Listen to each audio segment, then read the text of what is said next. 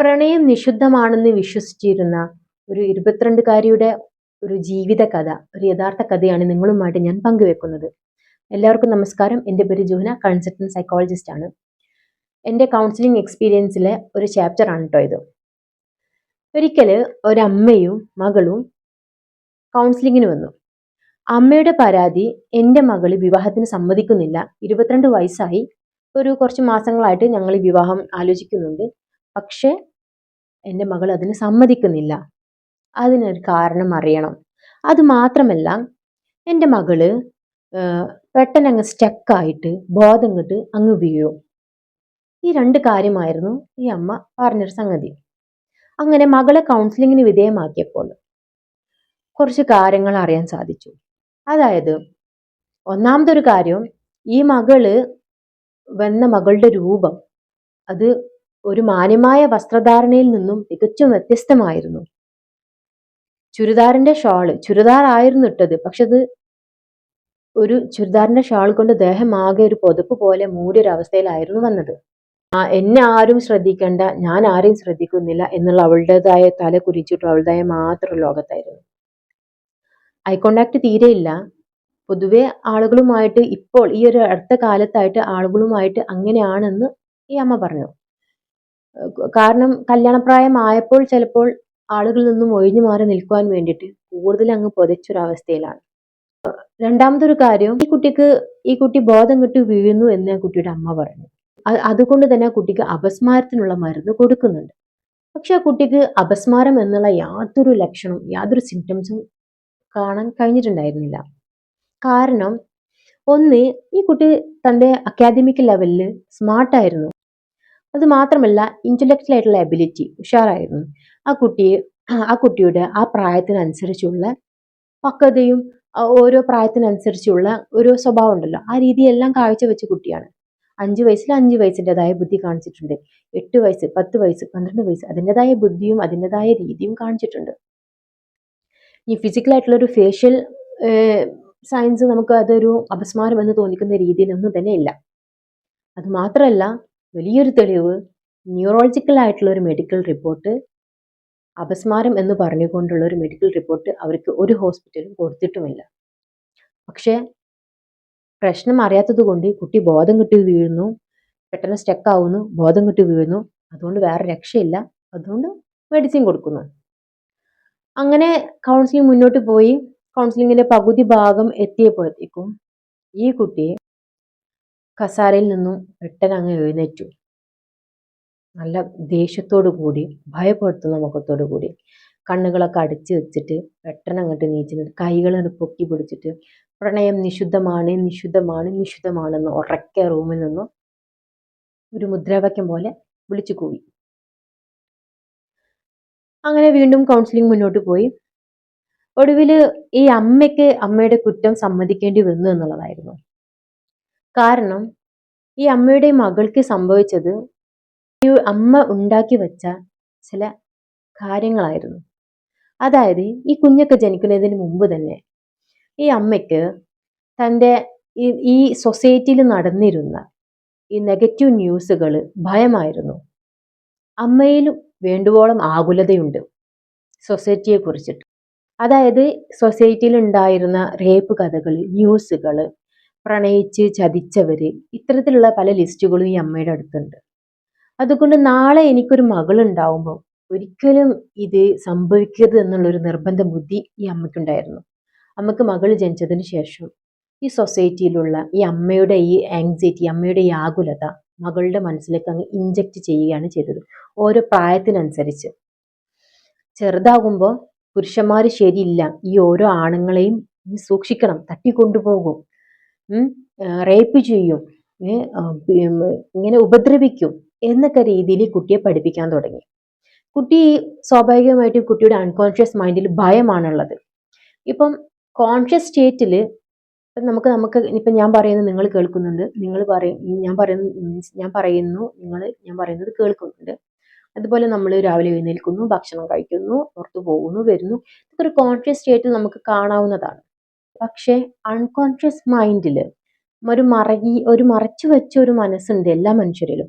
അവിടെയാണ് നമ്മുടെ ഭയവും നമ്മുടെ പ്രതീക്ഷകളും നമ്മുടെ നഷ്ടപ്പെട്ട വികാരങ്ങളും അടിച്ചമർത്തപ്പെട്ട വികാരങ്ങളും ഇങ്ങനെ പല രീതിയിലുള്ള അൺപ്രസന്റ് ആയിട്ടുള്ള നമ്മുടെ എക്സ്പീരിയൻസ് മൊത്തം ആ മൈൻഡിലാണ്. ആ മൈൻഡും വർക്കാവും. അപ്പോൾ ഈ അമ്മയുടെ മകളെ സംബന്ധിച്ച് ആ ഒരു അൺകോൺഷ്യസ് മൈൻഡിൽ ഭയമാണുള്ളത് സൊസൈറ്റിനെ കുറിച്ചിട്ട്. അതിൽ നിന്നും എസ്കേപ്പ് ആവാൻ വേണ്ടിയിട്ട് ആ ഒരു ഭയം ആ മകളുടെ ശരീരത്തിലേക്ക് അപസ്മാരം എന്ന് തോന്നിക്കുന്ന ലക്ഷണങ്ങളോട് കൂടിയിട്ടുള്ള ഒരു ഫിസിക്കൽ ആയിട്ടുള്ള സംഗതി ഇട്ട് കൊടുത്ത് കുട്ടി ബോധം കെട്ടി വീഴുന്നു. ഈ ഒരു സ്ട്രഗിൾ, ഈ ഒരു പ്രഷർ കൂടുന്നു, ഈ ഒരു ടെൻഷൻ കൂടുന്നു, ഈ ഒരു മൈൻഡിൽ അൺകോൺഷ്യസ് മൈൻഡിലുള്ള ഈ ഒരു ഫിയർ കൂടുന്നു. ആ കുട്ടിയുടെ ശരീരം ആ കുട്ടിയെ ഇതിൽ നിന്നും ഒന്ന് റിലാക്സ് ആക്കാൻ ബോഡിയിലേക്ക് അതങ്ങ് ഇട്ട് കൊടുക്കുന്നു. കുട്ടി അങ്ങ് ഷട്ട് ഡൗൺ ആവുന്നു. പിന്നെ ഒന്ന് കുറച്ചു നേരം കഴിയുമ്പോൾ ഒരു 10-15 മിനിറ്റ് ആകുമ്പോൾ ഒന്ന് മെല്ലനെ നീക്കുന്നു. ഇതാണ് അവിടെ നടന്നൊരു സംഗതി. ഒരു സൊമാറ്റിക് ആയിട്ടുള്ള ഒരു ഫിസിക്കൽ ആയിട്ടുള്ള ഒരു ബുദ്ധിമുട്ട് ഇട്ട് കൊടുക്കാൻ തുടങ്ങി. അങ്ങനെ ഈ കുട്ടി വളർന്നു. ഓരോ സമയത്തുമ്പോഴത്തേക്കും ഓപ്പോസിറ്റ് സെക്സിനെ ഒരിക്കലും അക്സെപ്റ്റ് ചെയ്യാത്ത രീതിയിലേക്ക് അവളുടെ ഇമോഷൻസിനെ അടിച്ചമർത്തി. അത് അങ്ങനെ ചിന്തിക്കാനേ പാടില്ല, നോക്കാനേ പാടില്ല. അത് അങ്ങനെ സംഭവിച്ചാൽ താനൊരു മോശക്കാരിയാണ്, അതൊരു വലിയൊരു പാപമാണ്, പ്രണയം നിഷിദ്ധമാണ് എന്നുള്ള രീതിയിൽ അവൾ അവളോട് തന്നെ പറഞ്ഞു അവളെ കൺട്രോൾ ചെയ്ത് അവൾ അങ്ങനെ നിൽക്കുകയാണ്. അപ്പോൾ അവൾക്ക് 22 വയസ്സായി. അപ്പൊ അങ്ങനെ നിൽക്കുന്ന അവളുടെ ആ ഒരു ബ്രെയിനിലേക്ക്, ആ ഒരു മനസ്സിലേക്ക്, അവളിലുള്ളത് ഒരു ഇമോഷണൽ ബ്രെയിൻ ആണ്. ഒരുപാട് നെഗറ്റീവ് ആയിട്ടുള്ളൊരു ബിലീഫും ഉണ്ട്. ഇത് അവളുടെ ഒരു ലോജിക്കിനെ, അവളുടെ ഒരു യഥാർത്ഥ റാഷണൽ ബുദ്ധിയെ ഹൈജാക്ക് ചെയ്യും, സ്വാഭാവികം. അപ്പൊ ഈ അമ്മ ഇപ്പോൾ ഈ ഇങ്ങനെ നിൽക്കുന്ന അവൾക്ക് പിന്നെ ഇവര് വീട്ടിൽ നിന്ന് ഒരു പ്രഷർ കൊടുക്കണം, കല്യാണം കഴിക്ക്. ഇനി ഒരാളെ സ്വീകരിക്കണം, അയാളെ കൂടെ നീ ജീവിക്കണം. എങ്ങനെ അത് സാധ്യമാകും ഈ കുട്ടിയെ സംബന്ധിച്ച്? അവളുടെ ഈ അൺകോൺഷ്യസ് മൈൻഡിലുള്ള ഈ ഭയവും കാര്യങ്ങളും എല്ലാം ക്ലിയർ ആവണ്ടേ? അതും കുട്ടിക്കാലം തൊട്ട് ഉള്ള സംഗതിയാണ്. വളരെ പവർഫുൾ ആയിട്ടാണ് അമ്മയുടെ ഈ വോയിസ് അവളുടെ മൈൻഡിലെ ഇന്നർ വോയിസ് ആയിക്കൊണ്ട് വളരെ പവർഫുൾ ആയിട്ട് ശക്തമായിട്ടാണ് ഈ ഒരു സംഗതി അവളുടെ മനസ്സിൽ കിടക്കുന്നത്. അതുകൊണ്ട് തന്നെയാണ് സ്വന്തം പാരൻസ് നല്ല രീതിയിൽ ജീവിക്കുന്നുണ്ട് എന്നുള്ള ഒരു ബോധം പോലും അവളിൽ ഇല്ലാതായി പോയത്. അങ്ങനെ പിന്നെ ഒരുപാട് കൗൺസിലിങ്ങും കാര്യങ്ങളൊക്കെ കഴിഞ്ഞ് അവളെ ഒരു യഥാർത്ഥ രീതിയിലേക്ക് കൊണ്ടുവന്നു. ഇവിടെ എനിക്ക് നിങ്ങളോട് പ്രിയപ്പെട്ട പെൺകുട്ടികളുള്ള പാരൻസിനോട് പറയാനുള്ളത്, ഇതൊക്കെ ശരിയാണ്, ഇത്തരം കാര്യങ്ങളൊക്കെ നമ്മൾ ശ്രദ്ധിക്കണം, അതിനനുസരിച്ച് നമ്മൾ നമ്മുടെ മക്കളെ വളർത്തണം. പക്ഷേ ഒരിക്കലും അത് അവരുടെ മാനസിക ആരോഗ്യത്തെ ഹാനികരമാക്കുന്ന രീതി ആവരുത്. മീൻസ് മനസ്സിനും ശരീരത്തിനും ഒരുപോലെ ഹെൽത്തി ആയിരിക്കാൻ സാധിക്കണം. നിങ്ങൾക്ക് നിങ്ങൾ ഉദ്ദേശിച്ച രീതിയിൽ ഇങ്ങനെയൊക്കെയുള്ള ഒരു സോഷ്യൽ അവയർനെസ് കൊടുത്ത് അവരെ വളർത്തണം എന്ന് ആഗ്രഹിക്കുന്നുണ്ടെങ്കിൽ നിങ്ങൾ ഉപദേശിക്കുമ്പോൾ അല്പം ശ്രദ്ധിക്കുക. ഇനി അതിന് നിങ്ങൾക്ക് പറ്റുന്നില്ല എന്നുണ്ടെങ്കിൽ അതിനുള്ള കൗൺസിലേഴ്സ് ഈ സൊസൈറ്റിയിലുണ്ട്. നിങ്ങളുടെ മക്കളുടെ മനസ്സിനെ മുറിവേൽപ്പിക്കാത്ത രീതിയിൽ, തകർക്കാത്ത രീതിയിൽ, ഭയപ്പെടുത്താത്ത രീതിയിൽ നല്ലൊരു അവയർനെസ്സും നല്ലൊരു ഇൻസൈറ്റും അവർക്ക് കൊടുക്കാൻ സാധിക്കും. അല്ലെങ്കിൽ നിങ്ങൾ ആ വഴി നോക്കുക. ഇതിനിടയ്ക്ക് വേറൊരു കുട്ടി, ഒരു ടീനേജ് എന്നോട് ചോദിച്ചിട്ടുണ്ടായിരുന്നു, മനസ്സിലൊരു ഇഷ്ടം തോന്നുക, ക്ലാസ്സിലുള്ള കുട്ടികളോട് ഒരു ഇഷ്ടം തോന്നുന്നത് ഞാൻ മോശക്കാരി അല്ലെങ്കിൽ മോശക്കാരനായിട്ടാണോ എന്ന് ചോദിച്ചിട്ടുണ്ടായിരുന്നു. അപ്പൊ ആരെ പറഞ്ഞു ചോദിച്ചു, പറഞ്ഞു എൻ്റെ പാരൻസ് പറഞ്ഞു തന്നതാണ്. അത് തെറ്റായോ? എനിക്ക് അങ്ങനെ ഒരു കുട്ടിനോട് പെട്ടെന്ന് ഒരു അട്രാക്ഷൻ തോന്നിപ്പോയി, തെറ്റായില്ല, ഞാൻ എന്തോ നെഗറ്റീവ് അല്ലേ. പ്രത്യേകിച്ചത് നിങ്ങൾ മനസ്സിലാക്കണം, നോർമൽ ആയിട്ടുള്ള ഒരു ഹോർമോൺ പ്രോസസ്സിൽ ഓപ്പോസിറ്റ് സെക്സിനോടൊക്കെ അട്രാക്ഷൻ തോന്നുന്നത് സ്വാഭാവികമാണ്. അത് നമുക്ക് എല്ലാവർക്കും അറിയുന്ന കാര്യമാണ്. പക്ഷെ നിങ്ങളുടെ മക്കൾ ഒരു പ്രണയത്തിൽ അകപ്പെടരുത് എന്നൊക്കെ വിചാരിച്ചിട്ട് നിങ്ങൾ ഇങ്ങനെ ശക്തമായിട്ട് രീതിയിൽ നെഗറ്റീവ് അവരെ അടിച്ചേർത്തുമ്പോൾ അവരുടെ മൈൻഡ് തന്നെയാണ് ഈ നശിക്കുന്നത്. അപ്പൊ നമ്മൾ വേറൊരു കാര്യം ശ്രദ്ധിക്കണം. ഇപ്പൊ നിങ്ങൾ ഈ പെൺകുട്ടികളെ ഇത്തരത്തിൽ നിങ്ങൾ വളർത്തി കൊണ്ടുപോയെന്നാൽ അത് വിചാരിച്ചിട്ട് അവരെ അങ്ങ് എല്ലാ ഇതിനും അങ്ങോട്ട് വിട്ടുകൊടുക്കുക എന്നല്ല ഉദ്ദേശിച്ചത്. എല്ലാം അമിതമായ അമൃതം വിഷം എന്നുള്ളൊരു സംഗതി ഇല്ലേ? നിങ്ങൾ നിങ്ങളുടെ പെൺകുട്ടികൾക്ക് ഇത്തരത്തിലുള്ള ക്ലാസ് ഒക്കെ കൊടുത്ത് അവരെ ഇത്തരത്തിലുള്ള ചതികൾ അകപ്പെടരുത് വിചാരിച്ച് നിങ്ങൾ അങ്ങനെ വളർത്തിക്കോളൂ, പ്രശ്നമില്ല. പക്ഷെ അതിൽ അകപ്പെട്ടുകൊണ്ട് വളരുന്ന കുട്ടികൾക്ക് നാളെ അത് അവരുടെ വിവാഹ ജീവിതത്തെ തീർച്ചയായിട്ടും ബാധിക്കും. അവർക്ക് അവരുടെ പാർട്ട്ണറെ മെന്റലി, ഫിസിക്കലി, ഇമോഷണലി പാർട്ട്ണറുമായിട്ട് ഒരു നല്ലൊരു റിലേഷനിലേക്ക് വരാൻ ബുദ്ധിമുട്ടുണ്ടാകും.